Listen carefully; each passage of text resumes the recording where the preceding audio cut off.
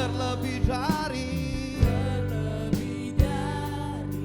segala pengorbanan yang termulia. pengorbanan yang termulia. Katakan selamatkanku. Mari sama-sama dengan darahnya yang tercurah. Dengan darah yang tercurah. Oh, ampuni atas dosa. Atas dosa ku bersujud kepadamu, oh Yesus. Mari yang rindu angkat tanganmu di hadapan Tuhan. Engkau ku sembah.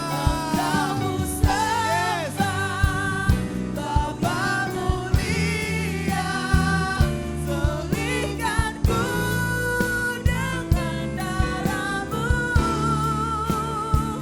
Engkau ku sembah, Bapa mulia.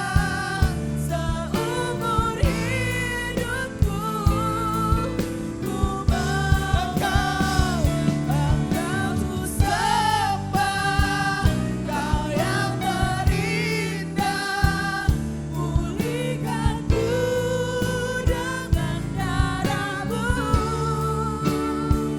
Engkau ku sembah, Bapa mulia. Seumur hidupku Engkau ku sembah. Yes. Engkau ku sembah, Kau yang terindah, pulihkanku dengan darahmu. Engkau ku sembah, Bapa mulia, seumur hidupku Yang merindukan Engkau ku sembah. Ku sembah, Kau yang terindah, pulihkanku dengan darahmu. Engkau ku sembah, Bapa mulia, seumur hidupku ku mau menyembahmu.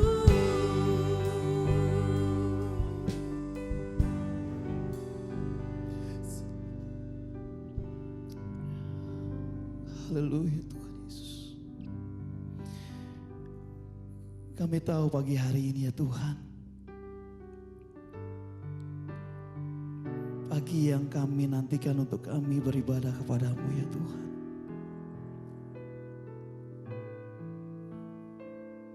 Engkau Allah yang setia buat kami Tuhan. Engkau Allah yang sungguh baik, sangat baik dalam hidup kami. Kami tahu kami tidak akan pernah bisa membalas segala cinta kasih-Mu dalam hidup kami Tuhan. Kalau kami boleh ada sebagaimana kami ada pagi hari ini kebaikan dan anugerah-Mu dalam hidup kami Tuhan. Kami tahu kami menyembah pada Allah yang hidup, Allah yang luar biasa, Allah yang dahsyat. Sekalipun mungkin Tuhan di dalam tekanan, ketakutan, permasalahan yang kami hadapi, Engkau selalu ada buat kami Tuhan. Dan Engkau tidak pernah meninggalkan kami sendirian. Dan saya mengundang pagi hari ini seberapa hadir jemaat yang hadir pada pagi hari ini. Mari setiap kita jangan ada yang berdiam.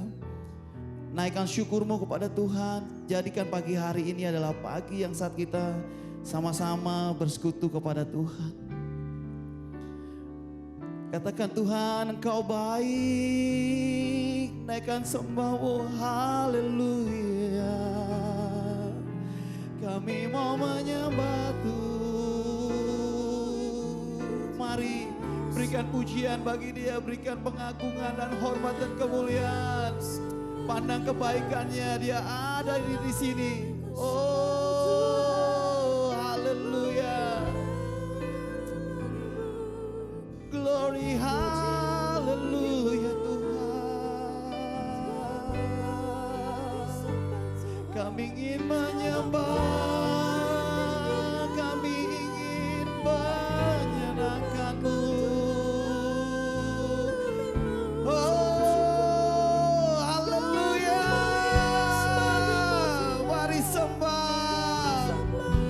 Berikan pujian bagi, kemuliaan bagi Yesus Kristus.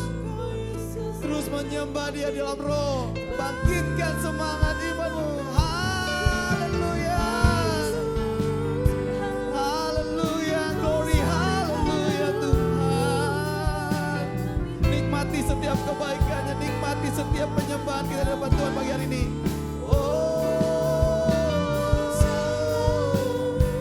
Haleluya. Glory.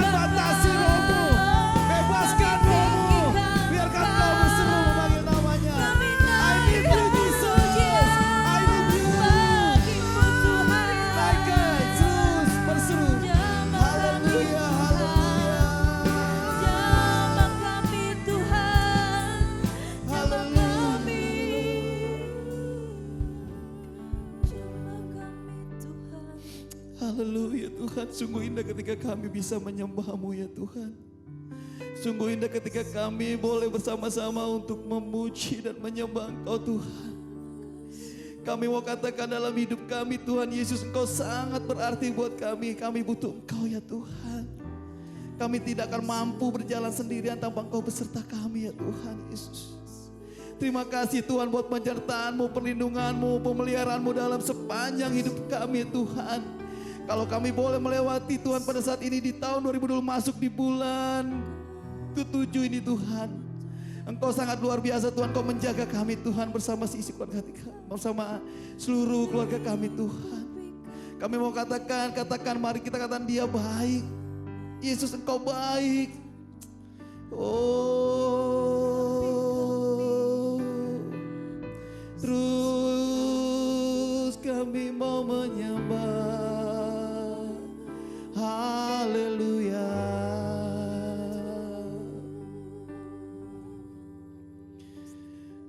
Sekalipun manusia boleh mengecewakan kami Tuhan.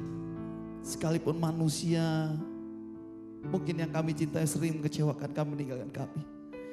Tapi kami percaya bahwa ada satu tokoh yaitu Yesus namanya yang tidak akan pernah meninggalkan kami sendirian.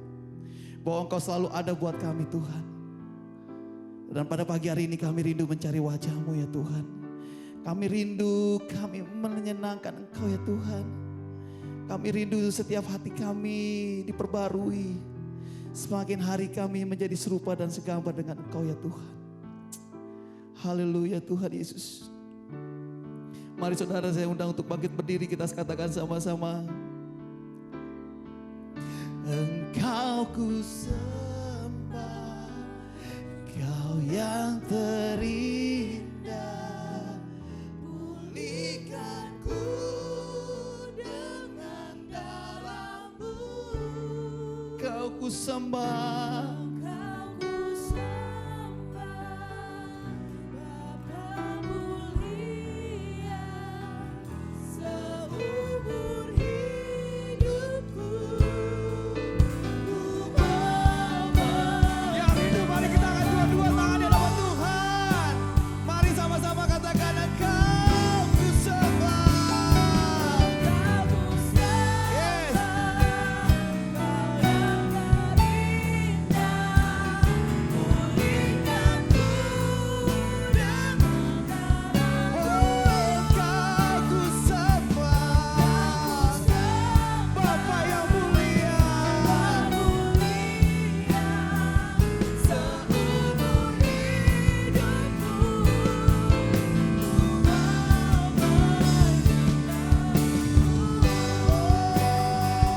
Naikkan lagi. Engkau ku sembah. Aku sembah, Kau yang Engkau yang ku sembah Tuhan. pulihkan ku dengan darah-Mu. Ku sembah. Bapa mulia, seumur hidupku ku mau menyembah-Mu. Oh, seumur Hidupku ku mau menyembah-Mu.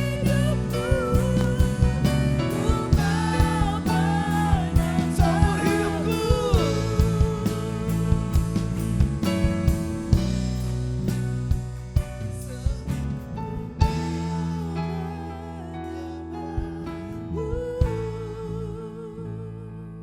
Dengan hormat untuk doa pembukaan, saya serahkan Pak Handoko untuk membawa dalam pembukaan.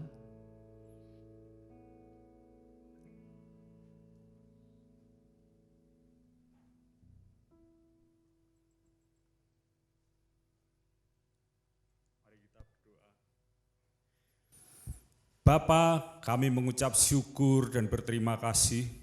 Pagi hari yang indah ini Engkau tuntun langkah kami sehingga sampai di tempat ini dengan tidak kurangan suatu apapun Bapa. Sungguh kasih setiamu tak pernah habis dalam kehidupan kami. Engkau senantiasa ada di masa-masa kami menghadapi COVID-19 ini. Dan ini adalah ibadah pertama setelah kami menghadapi COVID-19 ini Bapa. Biarlah Engkau yang memimpin ibadah ini dengan lancar, tidak ada gangguan apapun. Biarlah tangan kasih-Mu yang senantiasa menyertai ibadah kami ini Bapa. Engkau yang akan menyertai jemaat-jemaat-Mu yang masih di dalam perjalanan. Engkau akan memimpin juga jemaat-jemaat-Mu yang sudah ada di tempat ini. Bahkan jemaat-jemaat-Mu yang belum bisa hadir di tempat ini pun mendapat perhatian dari Tuhan. Engkau gunung batu kami Bapa, tanduk selamat kami, kota benteng kami, kubu pertahanan kami, perisai kami. Yang kami sembah, kami muliakan. Engkau kuduskan kami semua Bapa, baik pemain-pemain musik, WL, singer, dan yang juga melayani di dalam pembicaraan. Kami menyerahkan mereka ke dalam hadirat Tuhan. Siapakah kami ini Bapa? Sehingga kami manusia ini mendapat hati, mendapat tempat di hati-Mu Bapa. Urapilah kami, ampuni segala dosa dan kesalahan yang telah kami lakukan Bapa. Biarlah hari-hari kami, Engkau ajar kami untuk menghitung hari-hari kami dengan hati yang penuh bijaksana Bapa. Terima kasih Tuhan. Biarlah ibadah ini di dalam genggaman tangan-Mu. Ibadah ini berkenan di hati-Mu, sebab semuanya ini kami minta. Hanya di dalam nama Tuhan Yesus Kristus kami berdoa dan mengucap syukur. Haleluya. Amin. Haleluya, amin. Terima kasih buat Pak Handoko yang sudah membawa kita dalam doa. Diberkati semua, amin pagi hari ini. Wow, luar biasa wajahnya, saya lihat sudah sukacita. Tengok lagi kiri kanan, berikan lambaian tangan saja cukup. Boleh. Iya. Wajahnya agak aneh ya, ada topeng maskernya ya, tapi tetap cantik. Tetap ganteng bapak-bapaknya, luar biasa. Siap muji nama Tuhan? Baru satu doang. Siap muji nama Tuhan? Suaranya, haleluya. Beri kemuliaan dulu buat nama Tuhan. Kita mau bersuka cita amin pagi hari ini. Yes.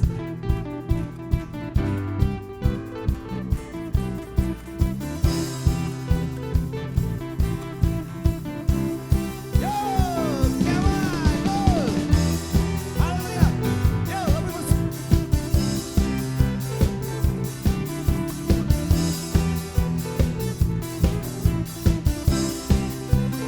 Come on, sama-sama pelukis cakrawala. Pelukis cakrawala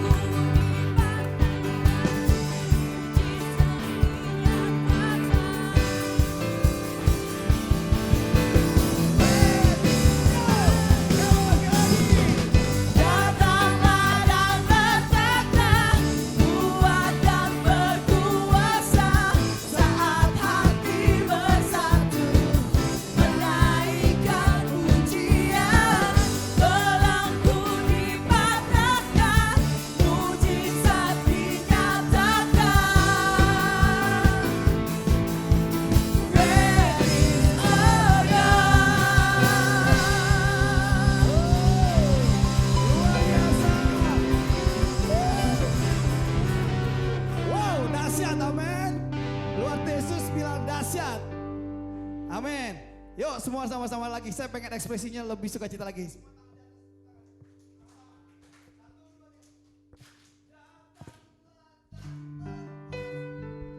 Kuat dan berkuasa saat hati bersatu menaikkan pujian, belenggu dipatahkan, mujizat dinyatakan. Cuma saja. Great is our God.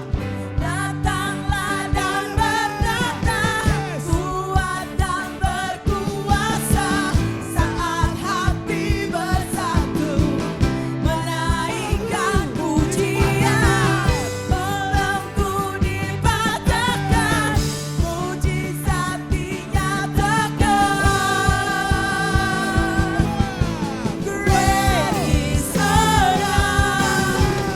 Datanglah dan berdatang, kuat dan berkuasa saat hati bersatu menaikkan pujian, belenggu dipatahkan, mujizat dinyatakan.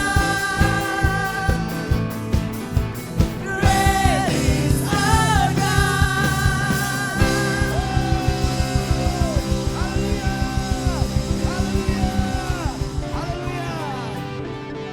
Amin, luar biasa. Malaikat pun pasti bersuka cita. Amin. Yang setuju katakan amin. Amin. Haleluya. Kita akan masuk dalam kebenaran firman Tuhan. Kita menaikkan pujian sebab aku ini milikmu.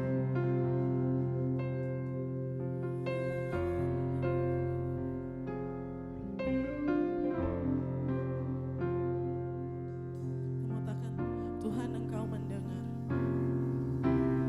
Tuhan Engkau mendengar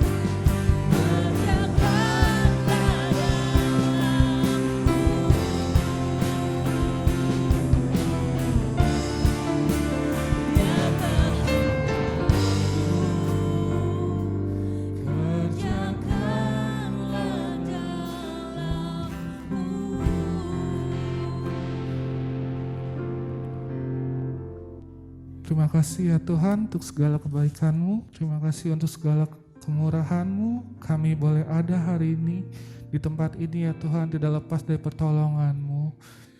Biar kiranya Bapa, Kau berikan pada kami hari ini ya Tuhan, keteduhan hati, kedamaian dalam hidup kami ya Tuhan, supaya kami dapat menerima dan mengerti apa yang Kau sampaikan hari ini ya Tuhan.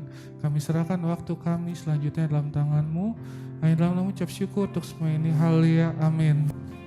Shalom, selamat pagi Bapak Ibu Saudara. Silakan duduk.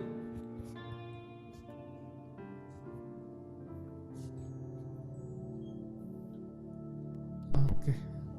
Senang rasanya bisa kembali bersama-sama dengan Anda masuk dalam hadirat Tuhan. Setelah beberapa lama kita bertemu hanya lewat ibadah online aja. Hari ini kita bisa tatap muka langsung. Sungguh sesuatu yang sangat luar biasa. Amin. Amin. Gimana kabarnya Bapak Ibu Saudara-saudara sekalian? Udah lama gak ketemu? Puji Tuhan. Saudara, hari ini saya mau sampaikan kebenaran firman Tuhan mengenai damai sejahtera. Saya mau kasih judul, bagaimana kita bisa punya hati yang tenang. Di hari-hari sulit seperti ini, di masa-masa yang sulit seperti sekarang ini, sangat sulit bagi kita untuk menjadi tenang. Kita banyak mendengar belakangan ini berita-berita yang buruk dalam kehidupan kita. Pernah nggak Anda merasa menjadi panik, menjadi galau atau khawatir, sampai-sampai di titik Anda mencoba untuk tenang, tapi nggak bisa tenang? Makin Anda coba menenangkan diri, yang ada malah makin panik. Ternyata menjadi tenang itu nggak semudah yang dikatakan Mary Riana, yang dikatakan Mario Teguh, yang dikatakan Tung Desem Waringin, Riko Huang, atau bahkan yang kita bayangkan. Kenapa bisa begitu? Kenapa demikian? Karena memang pembawaan kita itu melihat situasi lebih besar daripada persoalan kita. Itu sebabnya kadang-kala kita coba untuk menjadi tenang, tapi nggak menjadi semakin tenang. Kita mau buka Yesaya 30 ayat 15. Oke. Yesaya 30 ayat 15, sebab beginilah firman Tuhan Allah yang Maha Kudus, Allah Israel.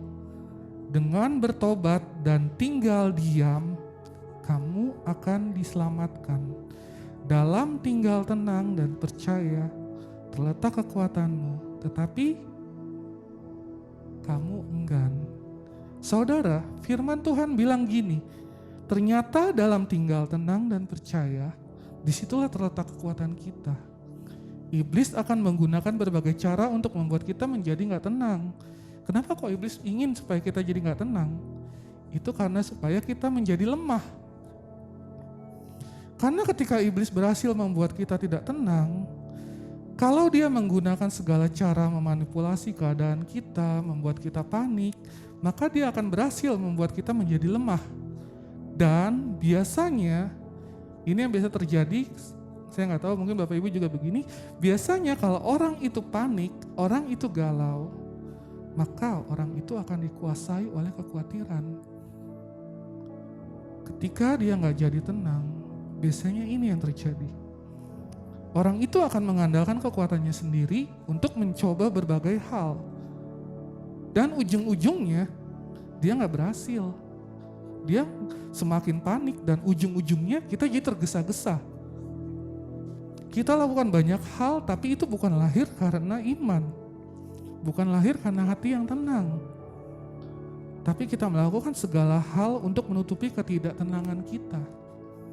Saudara, pernah gak kamu berdoa, waktu kamu saat teduh kamu berdoa, tapi hati kok gak tenang-tenang? Kenapa kok kita bisa gak tenang ya? Itu karena kamu gak percaya. Coba perhatikan ayat ini. Yesaya 30 ayat 15 sampai 17 yang tadi. Sebab beginilah firman Tuhan Allah yang Maha Kudus, Allah Israel. Dengan bertobat dan tinggal diam, kamu akan diselamatkan. Dalam tinggal tenang dan percaya, terletak kekuatanmu. Tetapi kamu enggan. Kamu berkata, bukan. Kami mau naik kuda dan lari cepat, maka kamu akan lari dan lenyap. Katamu pula, kami mau mengendarai kuda tangkas, maka para pengejarmu akan lebih tangkas lagi. 1000 orang akan lari melihat ancaman 1 orang, terhadap ancaman 5 orang kamu akan lari. Sampai kamu ditinggalkan seperti tonggak isyarat di atas puncak gunung dan seperti panji-panji di atas bukit. Amin. Tuhan Yesus memberkati. Saudara, ternyata dikatakan bangsa Israel mereka menolak untuk percaya. Dan akibatnya apa? Mereka melakukan banyak hal, tapi dengan mengandalkan kekuatannya sendiri. Mereka nggak lagi mengandalkan Tuhan. Pernah nggak Anda merasa di titik seperti ini? Kamu udah doa terus menerus, tapi kok yang nggak jadi tenang-tenang? Kenapa bisa begitu? Karena kata kuncinya untuk Anda bisa tenang adalah di ayat 15 tadi. Dengan tinggal tenang dan percaya. Ketika kamu gagal percaya, maka kamu akan gagal tenang. Itu sebabnya banyak orang berdoa tapi bukan lahir dari hati yang percaya. Jadi dia berdoa, dia melakukan segala hal, tapi hatinya gak jadi tenang-tenang. Itu sebabnya saudara, perlu Anda ketahui, kunci untuk mengalami ketenangan adalah percaya. Kita perlu memahami bahasa komunikasi Allah bahwa dia berbicara itu gak cuma lewat firman Tuhan aja, lewat Roh Kudus atau lewat hatimu, ataupun juga lewat pembina rohanimu, Bapak Gembalamu, atau siapapun dia yang lebih dewasa dari kita. Tetapi seringkali juga Bapak juga berbicara lewat situasi. Situasi itu menjadi satu bahasa Allah untuk kita. Kalau kita nggak bisa melihat situasi sebagai cara Allah untuk berbicara kepada kita, disitulah bahayanya kita. Kenapa orang Kristen bisa jatuh? Kenapa banyak orang Kristen yang bisa berpaling dari Tuhan? Karena dia nggak bisa melihat maksud Allah lewat situasi. Mari kita mau belajar tentang ketenangan menghadapi situasi dari kisah salah satu tokoh Alkitab ini. Kita mau buka di Kejadian 35 ayat 1 sampai 3. Kejadian 35 ayat 1 sampai 3. Allah berfirman kepada Yakub, "Bersiaplah, pergilah ke Betel, tinggallah di situ dan buatlah di situ mezbah bagi Allah yang telah menampakkan diri kepadamu ketika engkau lari dari Esau kakakmu." Lalu berkatalah Yakub kepada seisi rumahnya dan kepada semua orang yang bersama-sama dengan dia, "Jauhkanlah dewa-dewa asing yang ada di tengah-tengah kamu, tahirkanlah dirimu dan tukarlah pakaianmu. Marilah kita bersiap dan pergi ke Betel. Aku akan membuat mezbah di situ bagi Allah yang telah menjawab aku pada masa kesesakanku dan yang telah menyertai aku di jalan yang kutempuh." Kalau kita boleh lihat dari judulnya ditulis Yakub di Betel untuk kedua kalinya. Berarti sebelumnya dia pernah ke sana dong. Dan sekarang ini untuk kedua kalinya dia akan ada di sana. Kenapa Allah panggil Yakub lagi ke Betel? Apa ada sesuatu yang bakal terjadi sama Yakub? Kita mau mundur sedikit ke pasal sebelumnya. Kejadian 34 ayat 30. Yakub berkata kepada Simeon dan Lewi, "Kamu telah mencelakakan aku dengan membusukkan namaku kepada penduduk negeri ini, kepada orang Kanaan dan orang Feris. Padahal kita ini hanya sedikit jumlahnya. Apabila mereka bersekutu melawan kita, tentulah mereka akan memukul kita kalah dan kita akan dipunahkan, aku beserta seisi rumahku." Ini situasi Yakub. Dia dalam situasi yang sangat gawat. Saat itu dia beserta keluarganya hampir dimusnahkan. Situasinya begini, saya mau jabarkan. Anak perempuannya yang namanya Dina diperkosa. Lalu kakak-kakak lakinya marah dong. Mereka akhirnya menipu para pemuda-pemuda Feris di sana dan membunuh mereka. Yakub ketakutan karena situasinya kalau bangsa Feris bangkit melawan mereka, kita ini hanya sedikit, pasti kita akan punah. Langsung Tuhan panggil Yakub untuk kembali ke Betel. Nah, apa yang Tuhan mau di sana? Ternyata dalam kehidupan Yakub ada perkara-perkara yang salah. Kecemaran, kenajisan mulai masuk dalam kehidupan Yakub. Allah membuat situasi yang begitu gawat supaya Yakub kembali ke Betel. Dan ini yang kedua kalinya. Kalau ada yang kita mau belajar hari ini dari Yakub, keadaan Yakub sangat mewakili kita semua. Dalam seumur hidup Yakub, dia memiliki pengalaman rohani yang sangat dalam dengan Tuhan di Peniel. Apa yang terjadi sewaktu Yakub sampai di Peniel? Dia bergulat dengan Tuhan. Kamu pernah berantem sama Allah? Ada yang pernah berantem sama Tuhan? Yakub pernah. Luar biasa bukan? Akibat pergulatannya itu namanya diubah menjadi Israel. Yakub yang artinya penipu dirubah, sedangkan Israel artinya pemenang. Menang bersama dengan Allah. Dan Yakub pikir dia sudah dapat segalanya. Tapi meskipun Yakub punya pengalaman yang dalam dengan Tuhan, tapi waktu Allah mau bicara satu kali dengan dia, Allah masih perlu pakai situasi tertentu. Kalau tadi di Kejadian 34 kita baca Yakub hampir mati, kita cari tahu dari mana datang akarnya sampai situasi ini datang. Kita mau mundur lagi ke Kejadian 28 ayat 20 sampai 22. Kejadian 28 ayat 20 sampai 22, lalu bernazarlah Yakub, jika Allah akan menyertai dan akan melindungi aku di jalan yang kutempuh ini, memberikan kepadaku roti untuk dimakan dan pakaian untuk dipakai, sehingga aku selamat kembali ke rumah ayahku. Maka Tuhan akan menjadi Allahku, dan batu yang kudirikan sebagai tugu ini akan menjadi rumah Allah. Dari segala sesuatu yang kau berikan kepadaku, akan selalu kupersembahkan 1/10 kepadamu. Ini akarnya di sini. Akarnya adalah Yakub bernazar. Jangan cepat-cepat janji sama Tuhan. Jangan sogok Tuhan dengan janjimu. Pada saat Yakub bernazar, bukankah ini sangat mewakili kita sekali, bukan? Bukankah itu mirip-mirip sama waktu kita lagi dalam kesulitan? Sama seperti doa kita waktu lagi dalam kesulitan. Allah udah janji untuk memberkati Yakub, tapi Yakub mau mencoba menolong Tuhan. Hal yang paling bodoh di planet ini adalah ketika kamu mencoba menolong Tuhan. Yakub sudah menerima janji bahwa dia bakal diberkati. Tapi waktu Anda baca kisah hidupnya Yakub, bagaimana caranya Yakub?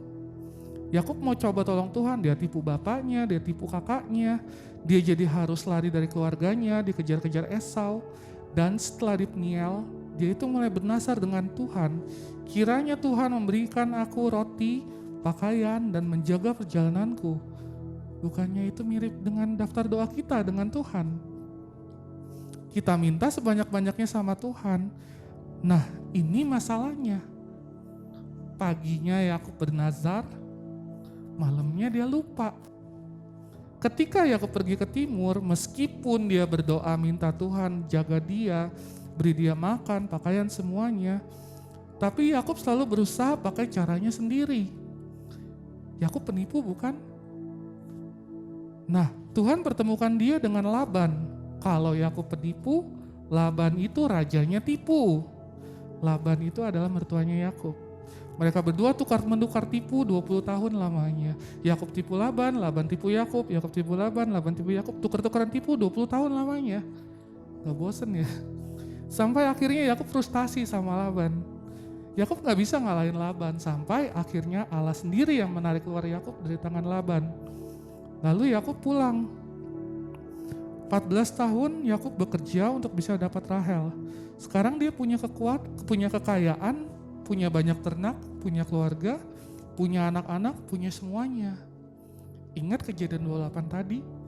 Yakub tetap lupa sama segala nazarnya.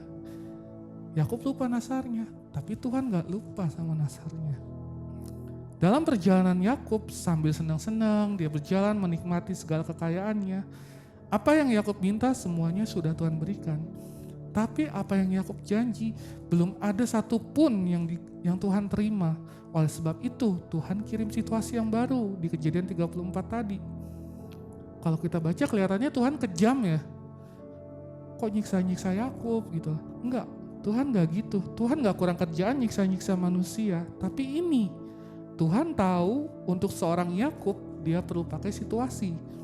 Yakub pikir dia sudah dapat pertolongan Tuhan, kekayaan, penyertaan, namanya pun juga sudah dirubah menjadi Israel. Lalu sekarang dia mau begini, sekarang boleh dong saya nikmatin semuanya ini. Gak ada yang salah Bapak Ibu Saudara semua menikmati berkat Tuhan. Hidup ini memang perlu dinikmati supaya kita mensyukuri apa yang telah Tuhan berikan pada kita. Tapi Yakub salahnya di sini. Kalau Anda baca seluruh Kejadian 34 tadi, Tuhan suruh dia ke Betel. Tapi Yakub gak mau ke sana. Dengan segala kekayaan, kemapanan, rasa aman dan semua hartanya, Yakub malah memilih ke Sikem. Sikem adalah kota orang-orang yang gak mengenal Tuhan. Itu masalahnya. Mari kita lihat kegagalan Yakub di Sikem. Yang pertama, Yakub gagal karena dia memilih tinggal di dekat orang-orang yang dursila. Padahal Tuhan suruh dia ke Betel, tapi dia pilih Sikem. Kedua, Yakub tidak mengenakan batas-batas pergaulan atau peraturan yang tegas bagi anak-anaknya. Jadi rupanya Dina ini senang bergaul dengan gadis-gadis Sikem. Hasilnya Dina diperkosa. Nah, kakak-kakaknya sakit hati sekali dong. Lalu mereka bikin rencana jahat. Mereka bilang gini sama pemuda-pemuda Sikem, kalau emang kalian ingin menikah dengan keluarga kami mengajukan satu syarat. Syaratnya apa? Seluruh laki-laki yang ada di Sikem semuanya harus disunat. Karena semua pemuda itu udah telanjur cinta sama Dina, yaudah deh gak apa-apa disunat aja. Yang penting dapat Dina gitu kan. Nah, waktu mereka disunat, saat sedang dalam keadaan sakit, yang gak tahu rasa sakit bisa tanya sama yang pria ya, rasa sakitnya disunat. Ketika mereka sedang sakit-sakitnya, kakaknya Dina datang dan bunuh mereka semuanya. Kelihatannya keren kan ya, kelihatannya bagus kan ya. Tapi masalahnya Tuhan kan gak suruh. Tuhan gak bilang begitu caranya. Dan Yakub ketakutan. Yakub bilang, gila ya kalian mencemarkan namaku. Kita ini cuma sedikit jumlahnya. Kalau mereka melawan kita, maka punahlah kita semuanya. Ini menjadi situasi yang paling mengerikan buat Yakub. Nah, situasi itu membuat Allah berbicara kepadanya. Kejadian 35 ayat 1. Allah berfirman kepada Yakub, bersiaplah, pergilah ke Betel, tinggallah di situ dan buatlah di situ mezbah bagi Allah yang telah menampakkan diri kepadamu ketika engkau lari dari Esau kakakmu. Tinggallah di situ bukan berarti bertamu di situ. Kata tinggal berarti menetap. Itu perintah yang pertama. Lalu yang selanjutnya Tuhan perintahkan, buatlah mezbah bagi Allah. Apa itu mezbah? Hubungan. Ternyata Yakub telah kehilangan hubungan ini dengan Allah. Kalau ada satu hal yang paling buruk terjadi pada kita, itu kejadian itu cuma satu. Bukan bangkrut, bukan mati, bukan miskin mendadak, tapi putusnya hubungan kita dengan Tuhan. Suami istri yang bercerai pasti lukanya akan susah untuk sembuh. Apalagi kalau hubungan kita sampai putus dengan Tuhan. Dan kalau ada hal yang paling diserang iblis dalam hidup kita, itu adalah ini, hubungan kita dengan Tuhan. Satu hal yang perlu Anda tanam dalam hatimu, hadirat Tuhan adalah sebuah tempat perlindungan. Kalau tadi di awal Yesaya mengatakan di Yesaya 30 ayat 15, sebab beginilah firman Tuhan Allah yang Maha Kudus, Allah Israel, dengan bertobat dan tinggal diam, kamu akan diselamatkan. Firman Allah berkata dengan bertobat dan tinggal diam, kita akan diselamatkan. Kata bertobat dan tinggal diam berarti Yesaya memanggil orang-orang Israel untuk pulang kembali dan beristirahat. Apa artinya pulang kembali dan beristirahat? Ini adalah sebuah panggilan dari Tuhan. Ketika kita menghadapi situasi hidup kita menghadapi kesibukan hidup kita, Tuhan memanggil kita untuk bisa masuk di sebuah tempat. Untuk kita bisa menemukan tempat beristirahat. Dan tempat inilah yang dinamakan kembali kepada Tuhan. Sebenarnya kalau Bapak Ibu tahu, ada sebuah tempat rahasia yang Tuhan sediakan buat kita. Sebuah tempat perlindungan yang memberikan kedamaian. Namun masalahnya kecenderungan kita hidup berpikir keras. Kita bekerja keras di dalam hati dan pikiran kita. Sehingga seringkali kita mengabaikan satu tempat di mana kita bisa mendapatkan kekuatan dan kedamaian. Seringkali kita mengabaikan satu tempat di mana kita bisa mendapatkan kekuatan. Tempat di mana kita bisa kembali kepada Tuhan dan duduk diam dalam hadirat Tuhan. Kita nggak mungkin bisa mengenal kalau kita nggak mau duduk diam. Kita nggak bisa mengenal Tuhan tanpa kita duduk diam dalam hadirat Tuhan.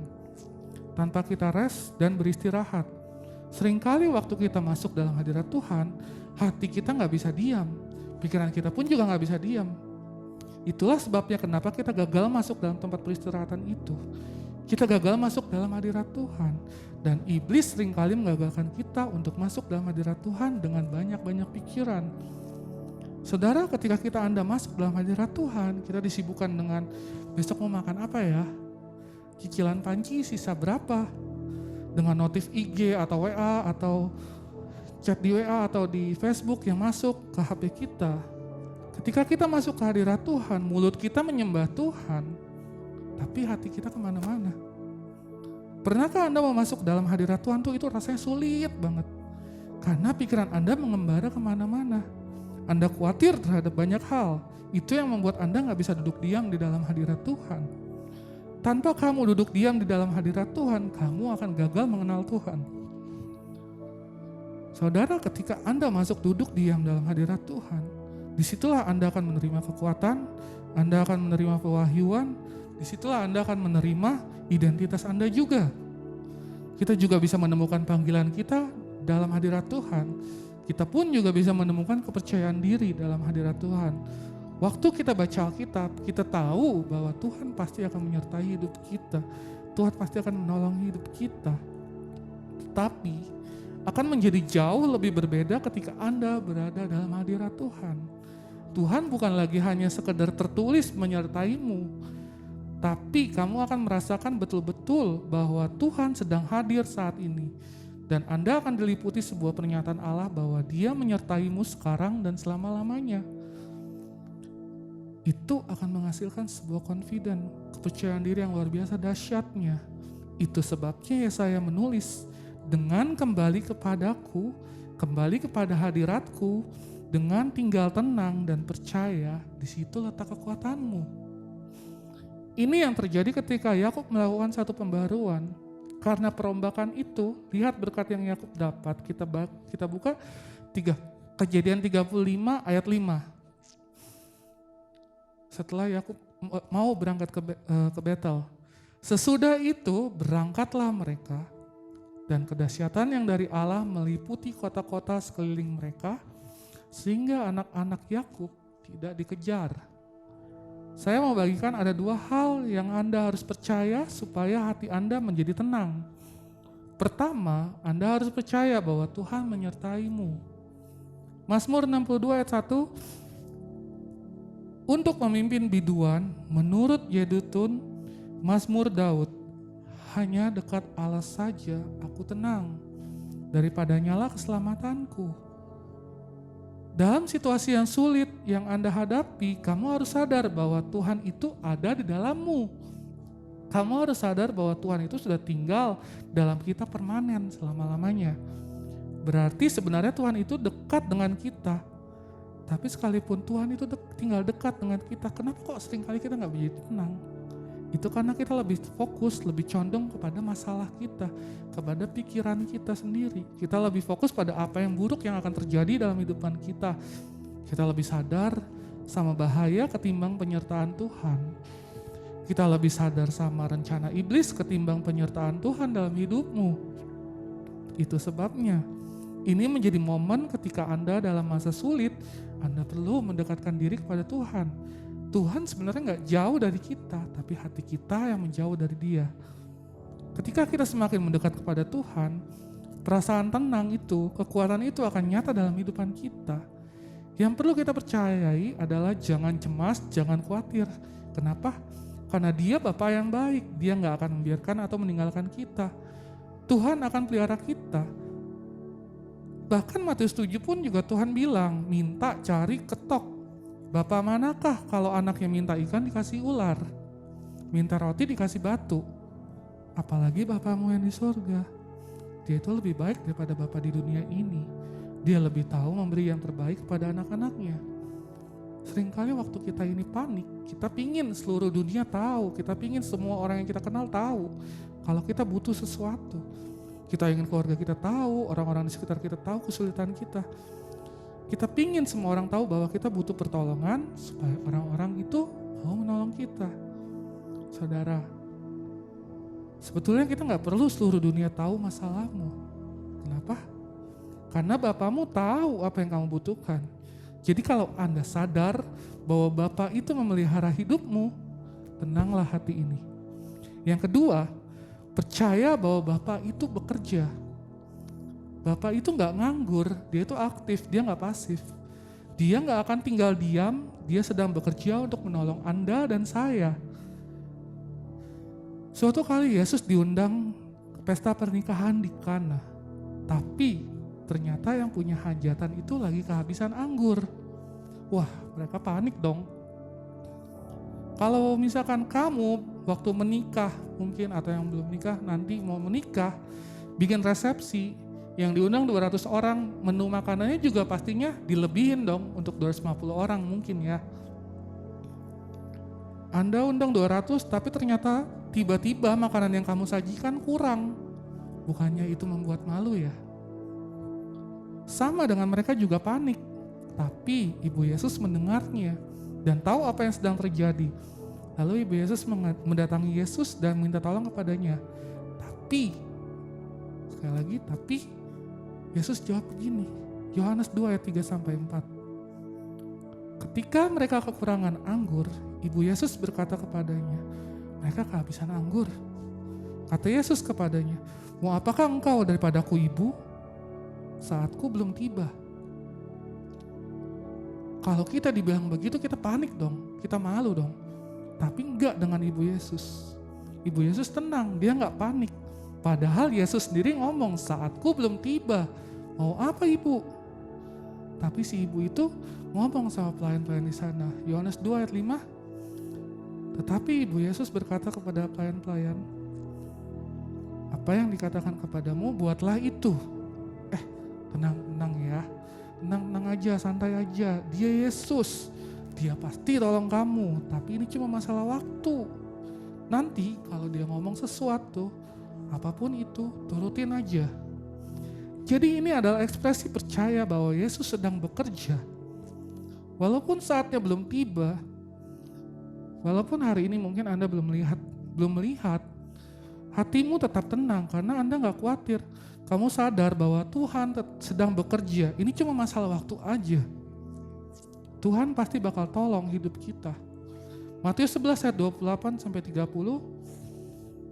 Matius 11 ayat 28-30. Marilah kepadaku semua yang letih lesu dan berbeban berat.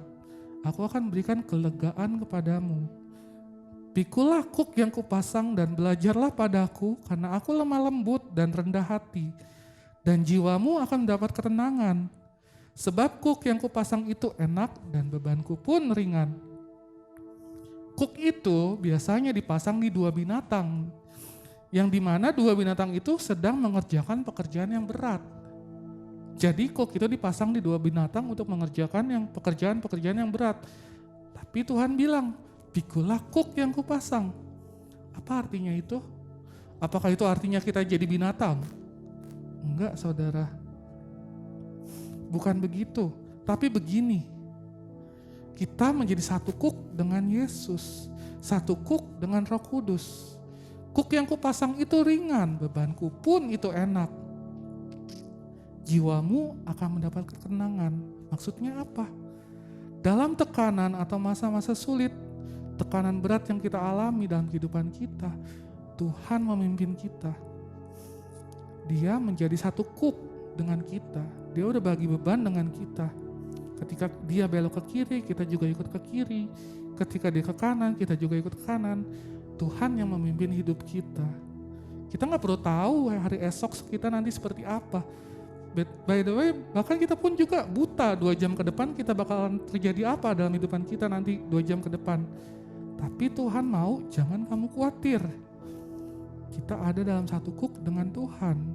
Dia yang akan memimpin kita sampai ke tanah perjanjian. Jadi mari pulang kembali, go back, returning to God. Kembali kepada tempat perlindungan Anda. Mari kita duduk diam dalam hadirat Tuhan. Anda boleh sibuk, tapi jangan izinkan kesibukanmu mencuri tempat rahasia ini. Saya boleh undang pelayan mimbar. Kamu boleh sibuk di luar. Kamu boleh sibuk dengan segala kegiatanmu, tapi kamu harus punya rest dalam hidupmu. Kamu harus punya kamu harus datangin tempat rahasia itu. Jangan izinkan itu dicuri dari dalam hidupmu. Satu yang diperlukan sampai saat ini yaitu duduk diam dan mendengarkan Yesus. Dan itulah yang Marta miss. Yang Marta lewatkan. Tuhan gak anti dengan kesibukan Marta. Bayangkan kalau gak ada Marta, maka gak ada perjamuan buat Yesus. Tapi Marta melewatkan bagian yang terbaik dalam hidupnya. Marta terlalu sibuk, hatinya bekerja keras. Dia gak bisa menemukan sebuah tempat di mana dia bisa duduk diam dalam hadirat Tuhan. Mari saat ini saya undang kita semua masuk dalam hadirat Tuhan. Kita masuk dalam tempat perlindungan. Kita mau rest sejenak. Ketika kita menyembah Dia, tenangkan dan teduhkan hatimu. Mari kita hampiri hadirat Tuhan.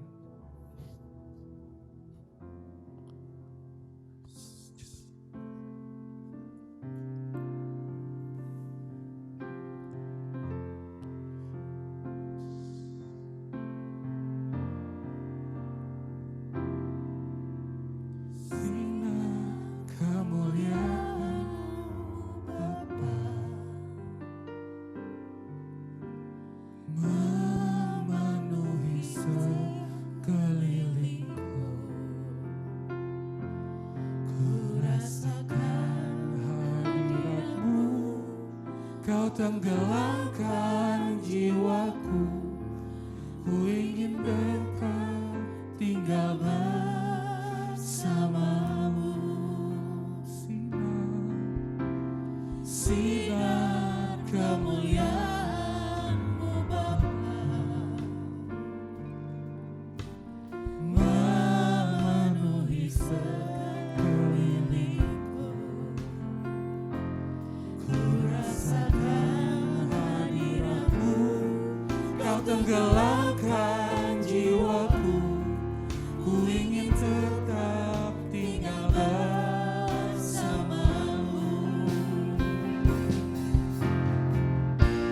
Ku ingin tetap di sini, menikmati baik-Mu. Ku ingin tetap di sini dan memandang indah wajah-Mu.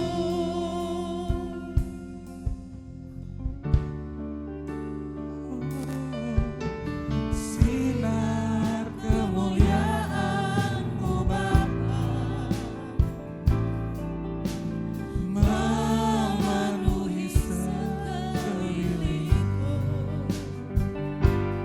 Ku rasakan hadirat-Mu, Kau tenggelamkan jiwaku, ku ingin tetap tinggal bersamamu. Ku ingin tetap di sini, menikmati baik-Mu. Ku ingin tetap di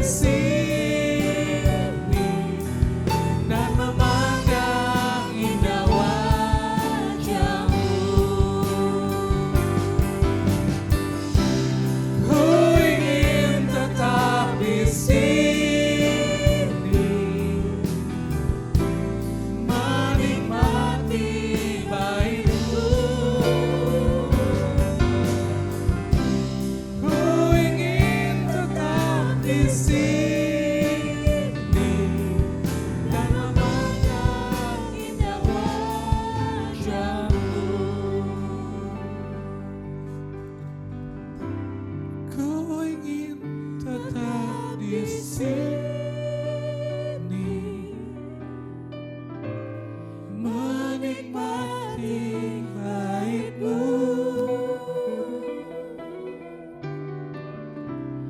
Ku ingin tetap di sini dan memandang indah wajah-Mu,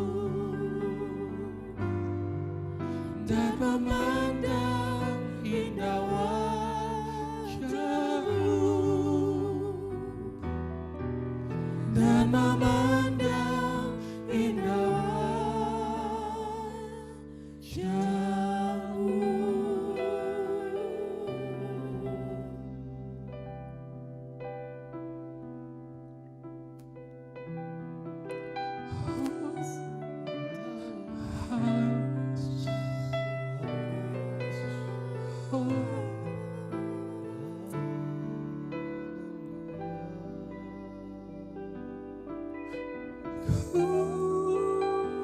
rindukan Kau hadir di sini saat ini, Yesus. Ku rindukan Roh-Mu mengurapi saat ini, Tuhan. Ku rindukan Kau hadir di sini saat ini, Yesus. Kami rindu. Ku rindukan Roh-Mu mengurapi saat ini, Tuhan.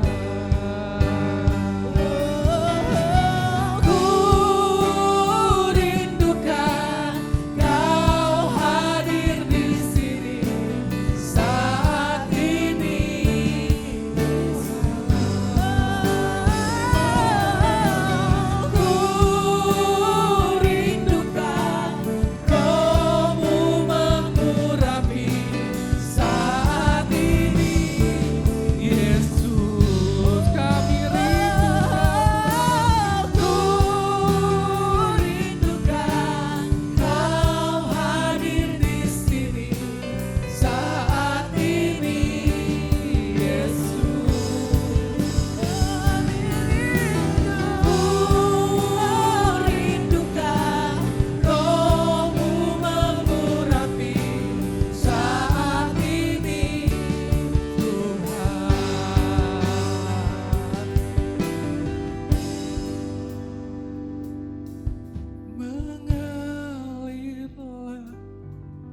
kuasa Roh Kudus mengalirlah di tempat ini, mengalirlah, oh Roh Kudus, pulihkanku,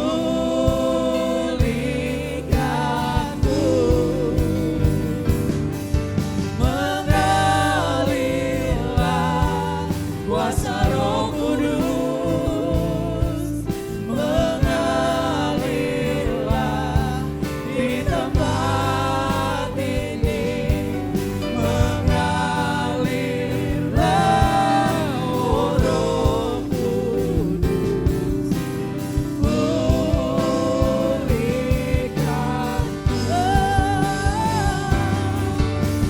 mengalirlah kuasa Roh Kudus,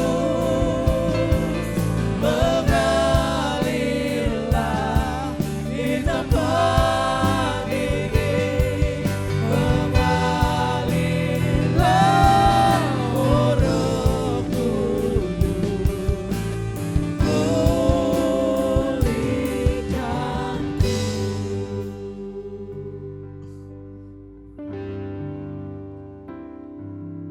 mengalirlah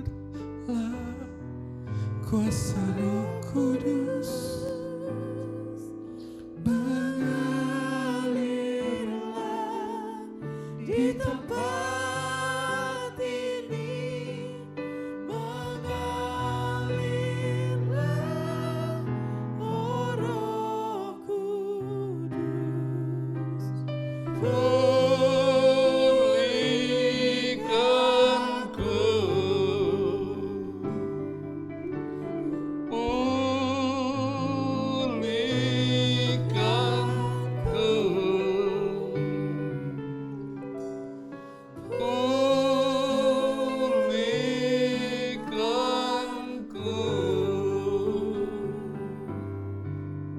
Kami bersyukur kepadamu Tuhan, oleh karena kasih setia dan kemurahan-Mu semata-matalah kami boleh Engkau berkati lewat ibadah yang indah pada pagi ini. Kami bersyukur Engkau telah memberi kami kembali kesempatan untuk mendapatkan kedamaian, ketenangan yang sejati, menemukan kebahagiaan yang hakiki, menemukan keselamatan yang sesungguhnya di dalam Engkau. Allah manakah yang seperti-Mu yang dapat menghadirkan kedamaian, ketenteraman, dan kebahagiaan seperti yang Kau anugerahkan bagi kami ya Tuhan. Di tengah-tengah pandemi yang sedang terjadi dan mewabah di seluruh penjuru bumi, Engkau memberi kami ketenangan, kedamaian, dan ketenteraman. Engkau memelihara dan Engkau mengasihi kami dengan kasih yang tak dapat kami pahami dan tak dapat kami selami. Kami bersyukur oleh karena anugerah dan kemurahan-Mu lah Tuhan, kami boleh kembali beribadah, berada dalam hadirat-Mu, menikmati kebaikan dan kemurahan. Kami rindu Tuhan agar suasana seperti ini tetap ada di sepanjang jalan hidup kami. Kami ingin Tuhan senantiasa berada dalam bait-Mu, menikmati kemurahan-Mu di sepanjang umur hidup kami ya Tuhan. Di setiap denyut nadi kami, di setiap hembusan nafas kami. Kami rindu Engkau hadir dan melawat kami. Terima kasih untuk firman yang telah kami terima dengar bersama-sama. Firman yang sungguh telah menguatkan dan memberi kami pengharapan. Sehingga kami tidak lagi perlu takut menghadapi pandemi, tidak perlu takut menghadapi situasi yang sedang serba terbalik.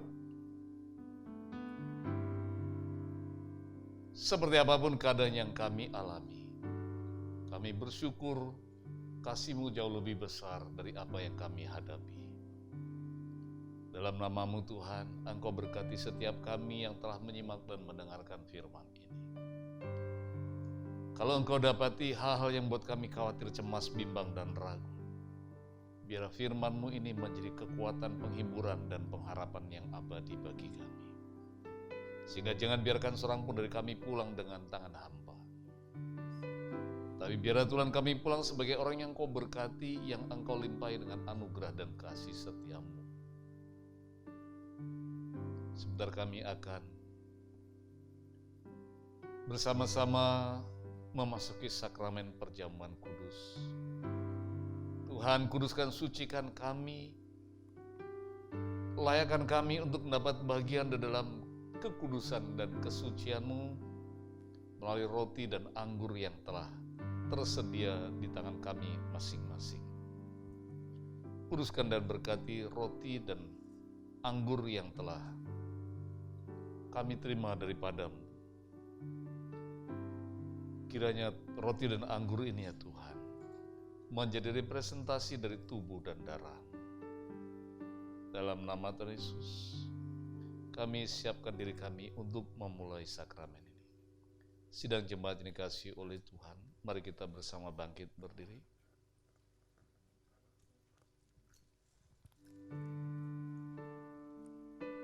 Kita simak setiap firman yang tertulis di atas. Imanilah bahwa itu adalah rema, bisikan hati Tuhan kepadamu secara pribadi. Ia mengasihimu dan Ia ingin engkau mengerti betapa dalam kasih-Nya bagimu.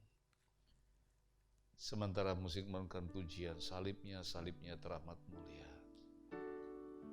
Pegang roti dengan tangan kanan dan can anggur tangan kiri. Kita bersama-sama mengenang derita dan sengsara Tuhan kita Yesus Kristus, yang demi kasih-Nya kepada kita Ia rela tersalib,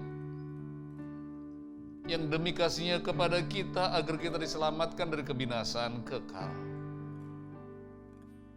Ia rela menjelma menjadi manusia, bahkan menjadi seorang hamba yang patuh dan taat sampai mati di kayu salib, supaya dosamu dan dosaku diampuni oleh Tuhan. Salibnya,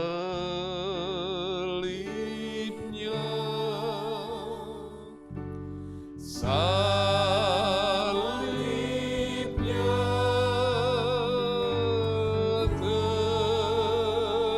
terapa mulia,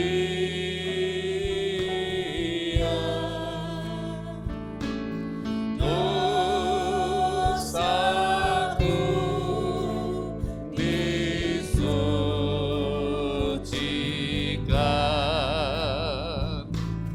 oleh darah Yesus. Pada malam sebelum ia diserahkan, ia berkumpul bersama dengan murid-muridnya. Dan ia memberitahu mereka bahwa ia akan segera ditangkap dan diserahkan kepada penguasa-penguasa dunia ini untuk disalibkan. Apa yang Yesus lakukan dan Yesus kerjakan adalah bukti konkret sebuah kasih yang tidak terukur. Yesaya menubuatkan, ia diremukkan dan ditindas oleh Allah, sehingga orang mengira karena ia berbuat jahat. Tetapi sesungguhnya penyakit dan kelemahan kita lah yang ditanggungnya. Ia diremukkan dan ditindas Allah. Orang mengira karena ia melakukan pelanggaran dan kejahatan dan pemberontakan.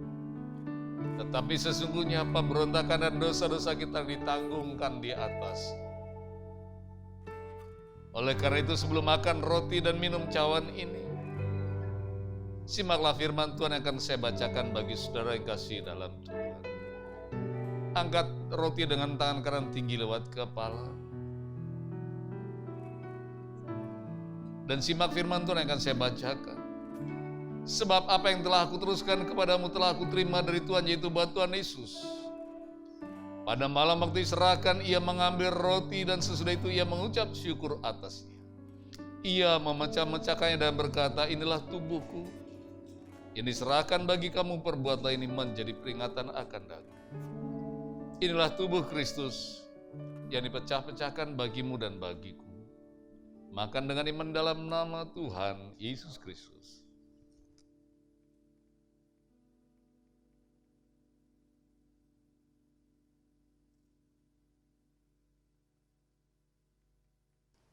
Terima kasih ya Tuhan. Terima kasih untuk korban salib-Mu. Terima kasih untuk relaanmu menderita bagi kami. Terima kasih untuk pengorbananmu yang tulus bagi kami. Saudara yang kasih dalam Tuhan, angkat cawan anggur dengan tangan kanan tinggi lewat kepala. Kembali simak firman Tuhan yang akan saya bacakan bagi saudara dan saya kasih dalam Tuhan. Demikian juga ia mengambil cawan sesudah makan. Lalu berkata, cawan ini adalah perjanjian baru yang dimeteraikan oleh darahku. Perbuatan ini setiap kali kamu meminumnya menjadi peringatan akan daku. Sebab setiap kali kamu makan cawan ini dan kamu makan roti dan minum cawan ini, kamu memberitakan kematian Tuhan sampai ia datang. Inilah darah anak domba Allah yang menghapus dosa dunia. Minumlah dengan iman di dalam nama Tuhan Yesus Kristus.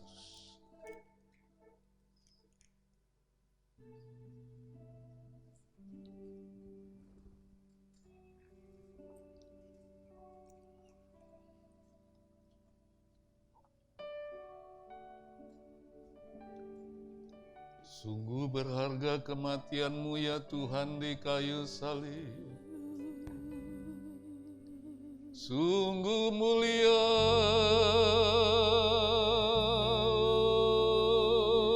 Tuhan. Sungguh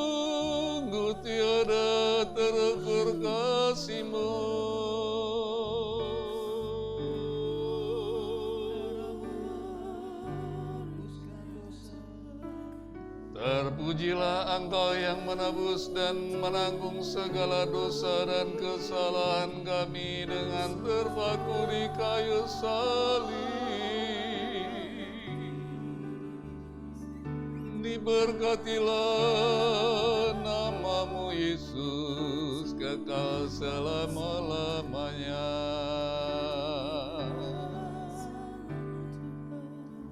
Bapa, kami bersyukur kepadamu Tuhan untuk pengorbanan putramu yang kudus yang telah terpaku di kayu salib, yang telah rela berkorban bagi keselamatan kami.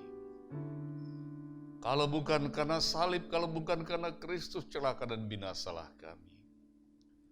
Tetapi karena putramu yang telah tersalib, kami diselamatkan dan kami beroleh pengharapan hidup yang kekal.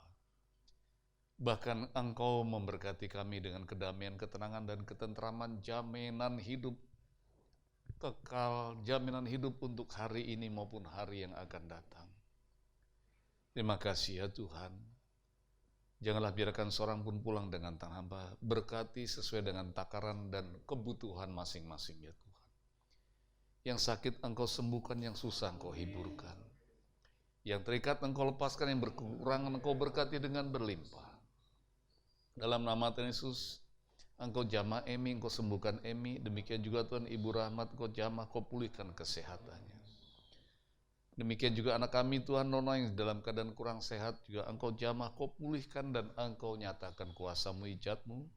Demikian juga kepada siapapun yang saat ini tidak terbilang namanya satu persatu. Biarlah Engkau yang mengenal setiap kami, tidak membiarkan kami tidak tersembuhkan, tapi biarlah kuasa-Mu, ijat-Mu melawat menyembuhkan kami. Sembuhkan perekonomian umat-Mu, sembuhkan Tuhan kebahagiaan, kesejahteraan, ketentraman, kedamaian umat-Mu. Di dalam nama Yesus Tuhan, turunlah berkat-Mu atas umat-Mu. Bapa yang penuh kasih, izinkan kami berdoa untuk bangsa negara kami yang sedang dilanda pandemi Corona ini Tuhan. Biar Tuhan, Engkau pulihkan kami ya Tuhan. Engkau berkati bangsa kami. Engkau ampuni bangsa kami. Berkati pemimpin yang tertinggi sampai dengan terendah, agar mereka menjadi pemimpin dan pemangku kebijakan yang bijak dan menurut kehendak dan menurut firman. Menyerahkan juga perjalanan umat-Mu kembali ke rumah masing-masing ke dalam tangan kasih-Mu. Lingkupi dengan kasih sayang-Mu, hentar dengan kemurahan-Mu. Utuslah malaikat-Mu berpasukan, menjaga, melindungi, bahkan memberkati dengan berlimpah-limpah. Berkati dengan kemakmuran, kebahagiaan, kesehatan, umur panjang, amat terlebih berkati dengan hati yang selalu setia kepadamu. Berkati Tuhan, lingkungan di mana umat tinggal berada dengan kesejahteraan, kesejahteraan lingkungan umat-Mu dan kesejahteraan umat-Mu juga. Berkati Bekasi kami tercinta, dengan kesejahteraan, keamanan, keselamatan, sehingga Tuhan kami dapat beribadah tanpa tercemari, terpolusi, terkontaminasi oleh corona ataupun virus apapun juga. Sehingga Tuhan berkat pelindungan-Mu lah kami hidup, terlindungi dan terpelihara dengan tidak apapun yang terbaik. Berdoa juga untuk Israel, Tuhan berkatilah Israel, sebagaimana Engkau Tuhan berkati kami melalui Israel, maka kami berkati Israel dengan doa-doa kami. Lindungi, pagari dan halaukan musuh-musuh Israel. Biarlah Engkau limpahi dengan kebajikan dan kemurahan, amat terlebih berkati Israel dengan keselamatan ya Tuhan. Terima kasih ya Bapa. Dalam nama Tuhan Yesus yang telah mengajar kami berdoa, kami bersyukur padamu. Bapa kami yang dalam surga, dikuduslah namamu, datanglah kerajaan-Mu, jadilah kehendak-Mu di bumi seperti dalam surga. Berikanlah kepada kami makanan kami secukupnya, dan ampunkan dosa dan kesalahan kami, seperti kami pun mengampuni orang yang bersalah kepada kami. Dan jangan masuk kami dalam pencobaan, tapi lepaskanlah kami dari yang jahat. Karena Engkau punya kerajaan, kuasa dan kemuliaan sampai selama-lamanya. Amin. Sidang jemaat saleh-saleh kekasih dan permata di Tuhan. Angkat kedua tanganmu dan arahkan hati kepada Allah yang kudus. Pulang dengan sukacita, kiranya Tuhan, sumber segala damai sejahtera,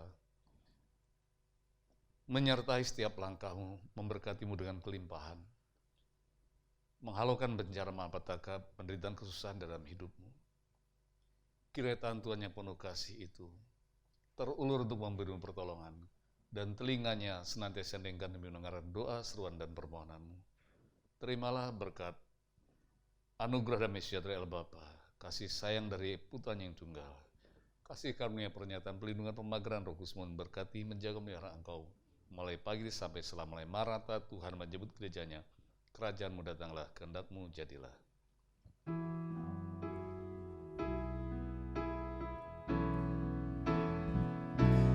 Kerajaan